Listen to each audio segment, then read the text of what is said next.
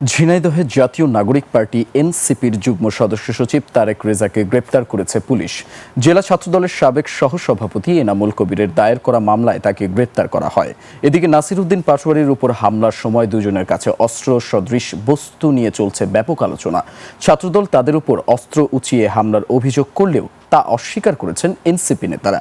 ঝিনাইদহ প্রতিনিধি এম রায়হান উদ্দিনের তথ্য ও ভিডিওতে আরও জানাচ্ছেন সমর ইসলাম। এনসিপি নেতাকর্মীদের উপর হামলার প্রতিবাদে সন্ধ্যায় শহরের ফ্যামিলি জোন মিলনায়তনে পূর্ব ঘোষিত সংবাদ সম্মেলনে যোগ দিতে যান দলের যুগ্ম সদস্য সচিব তারেক রেজা। মিলনায়তনের সামনে যাওয়ার পরপরই পুলিশ তাকে গ্রেফতার করে। হামলা, ভাঙচুর ও হত্যার হুমকির অভিযোগে শনিবার সাবেক ছাত্রদল নেতা এনামুল কবির, তারেক রেজা সহ এনসিপির কয়েকজনের নামে মামলা করেন। পুলিশ এ বিষয়ে এখনো কিছু বলতে চায়নি।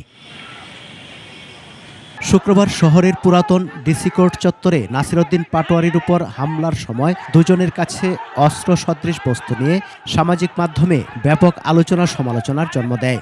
অস্ত্র বের করে ছাত্রদল তাদের উপর হামলার অভিযোগ করলেও এনসিপি নেতারা বলছেন অস্ত্রের বিষয়টি সম্পূর্ণ মিথ্যা ও কাল্পনিক।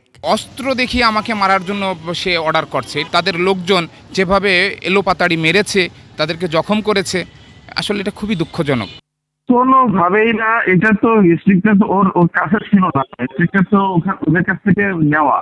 যাকে নিয়ে এত আলোচনা, আকাশি রঙের টি শার্ট পরা সেই যুবকের নাম আশিক মণ্ডল। এ বিষয়ে শহরতলির কাষ্টসাকরা গ্রামে বাড়িতে গিয়ে পাওয়া যায়নি তাকে। জীর্ণশীর্ণ ঘরে মা, বোন ও স্ত্রী নিয়ে বসবাস তার। স্বজন ও প্রতিবেশীরা জানান এইচএসসি পাশ করে ক্যাটারিং এর কাজ করে চলে সংসার। ক্যাটারিং এর কাজ করতো, পরের দোকানে থাকতো, আর্থিক সমস্যাও অত ভালো না, মানে এভাবে এটা চলে।